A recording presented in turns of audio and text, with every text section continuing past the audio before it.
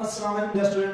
आज जो हम टॉपिक डिस्कस करने वाले हैं वो है क्लास 9 बायोलॉजी का डेरा बोर्ड का पेपर। उसके एमसीक्यूज आज हम डिस्कस करेंगे। उसमें जो पहला एमसीक्यूज है उसमें क्या बताया गया है कि the study of form shape and structure क्या कहलाता है। Study of form shape and structure, form shape and structure क्या कहलाता है।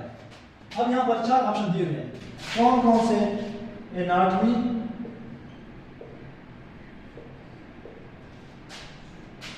Physiology,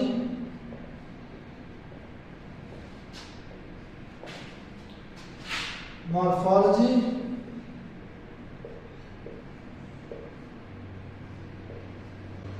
histology.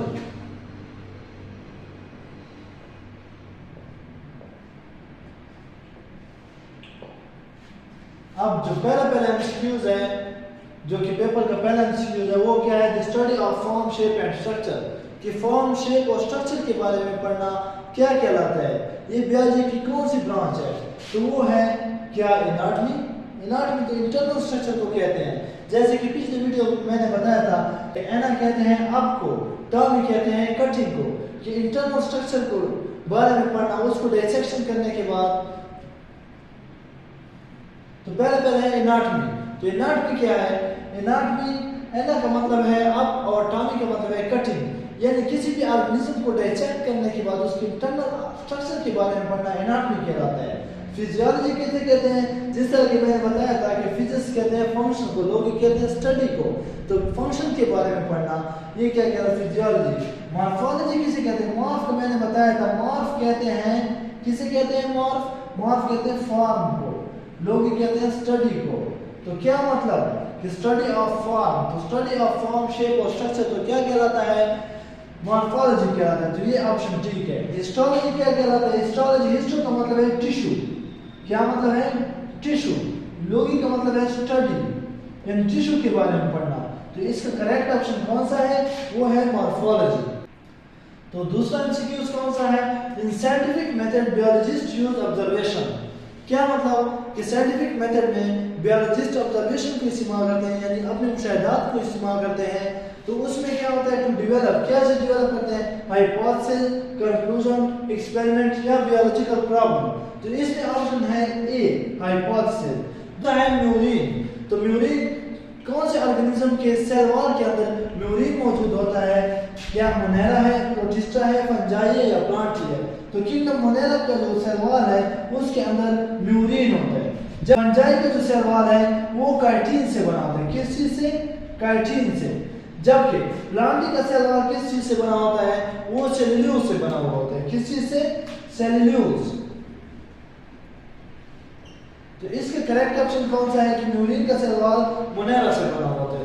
तो ये इसका करेक्ट ऑप्शन है। इसके बाद इन प्लांट जाइलम कांटेक्ट, कहते हैं प्लांट में, पौधों में जाइलम क्या काम करता है?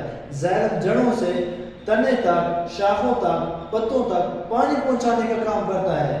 तो कहां से? Xylem conduct water from roots to upper part of the body. तो एमसीक्यू नंबर 6 में ये बताया गया है कि माइटोसिस में नंबर ऑफ क्रोमोसोम जो कि पेरेंट टू डॉटर तक जाते हैं, डॉटर सेल बनते हैं, वो क्या होंगे? वो कांस्टेंट होंगे, हाफ होंगे? तो उसका जो सही ऑप्शन है वो है कांस्टेंट। क्यों? क्योंकि माइटोसिस का जो है, माइटोसिस में सेल्स होते हैं वो दो में डिवाइड तो हो जाता है, पेरेंट सेल डॉटर सेल में तब्दील हो जाता है, जबकि इसके क्रोमोसोम नंबर 46 नंबर जो है उसका कांस्टेंट रहता है, जबकि मियासिस में हाफ हो जाता है। तो क्वेश्चन एमसीक्यू नंबर 7 में क्या बताया गया है? Chromosome become visible and each chromosome mould of centromere and 2 chromatid. तो कहते हैं जो क्रोमोसोम है वो विजिबल हो जाते हैं, यानी हम जिस तरह के पढ़ते हैं कि क्रोमोसोम जो है ये यहाँ पर क्रोमोसोम मौजूद है, तो ये क्या होते हैं? ये विजिबल हो जाते हैं। और इसके अलावा सेंट्रोमियर जो है वो इसको पोल्स की तरफ खींच देते हैं। तो इसमें कौन सा ऑप्शन आता है? उसमें प्रोफेज 2 आता है। ठीक हो गया। अगला है enzyme. Enzyme are specific for their substrate and type of reaction. तो इसमें रिएक्शन आता है कि एंजाइम जो वो स्पेसिफिक है सबस्ट्रेट के लिए, और टाइप ऑफ कौन सा करता है? रिएक्शन। ठीक हो गया। तो 9th एमसीक्यू में बताया जाता है कि the synthesis of ATP from ADP, the synthesis of ATP from ADP in light reaction is done by, कि किस तरह एटीपी बनता है लाइट रिएक्शन में। फोटोसिंथेसिस के, आप लोगों को पता है कि फोटोसिंथेसिस के दो प्रोसेस हैं। कितने प्रोसेस हैं? 2। एक है लाइट रिएक्शन, एक है डार्क रिएक्शन। तो कहते हैं लाइट रिएक्शन में जब सनलाइट पड़ती है तो फिर सनलाइट एनर्जी जो है वो एटीपी बनाता है। तो उसमें क्या होता है, उसमें इलेक्ट्रॉन जो है, हाई एनर्जी इलेक्ट्रॉन जो है वो एक्साइटेड हो जाते हैं और एटीपी और इनऑर्गेनिक फास्फेट आपस में मिलकर एटीपी बना लेते हैं। एमसीक्यू नंबर 10 बताइए, the chlorophyll absorb latent energy and convert into. अब क्लोरोफिल कौन सी जगह पर मौजूद है, पहले तो ये पता होना चाहिए। क्लोरोफिल जो है ये प्लांट्स के अंदर मौजूद होते हैं। प्लांट्स के जो लीफ हैं उनके अंदर म्यूजोफिल सेल होते हैं। म्यूजोफिल सेल के अंदर क्लोरोप्लास्ट होता है। क्लोरोप्लास्ट के अंदर थाइलाकाइड मेम्ब्रेन के ऊपर क्लोरोफिल मौजूद होते हैं। ये क्लोरोफिल कहते हैं एब्जॉर्ब करते हैं रेडिएंट एनर्जी को। रेडिएंट एनर्जी को एब्जॉर्ब करने के बाद रेडिएंट एनर्जी को किस चीज में कन्वर्ट कर देते हैं? केमिकल एनर्जी में। क्योंकि बायोएनर्जेटिक्स के चैप्टर में पहला जो बायोएनर्जेटिक्स की तारीफ है उसमें उसके नीचे लिखा हुआ है कि रेडिएंट एनर्जी को कन्वर्ट कर देते हैं फूड में केमिकल एनर्जी। तो जो फूड है ये केमिकल एनर्जी है।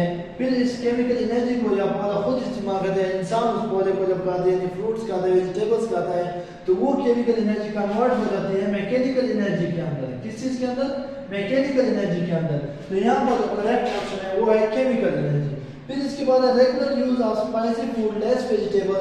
कहते हैं अगर आप स्पाइसी फूड खाते हैं, वेजिटेबल्स का इस्तेमाल कम करते हैं, तो वेजिटेबल्स के अंदर क्या होता है? डाइटरी फाइबर होते हैं जो आपके जो कॉन्स्टिपेशन को खत्म करने में मदद देते हैं, जो कि डायरिया को खत्म करने में मदद देते हैं। अगर आप स्पाइसी फूड ज्यादा खाएं, वेजिटेबल्स कम खाएं, तो क्या होगा? कॉन्स्टिपेशन होगा, कब्ज होगा। ठीक हो गया। The part of heart which protect the heart from over extension is. कहते हैं दिल को वो हिस्सा जो कि ओवर एक्सटेंशन से बचाता है, हार्ट को ओवर एक्सटेंशन से बचाता है, वो कौन सा है? वो है पेरिकार्डियम। तो ये है क्लास 9 बायोलॉजी के 2023 के बोर्ड के एमसीक्यूज। तब तक के लिए अल्लाह हाफिज, अस्सलाम वालेकुम।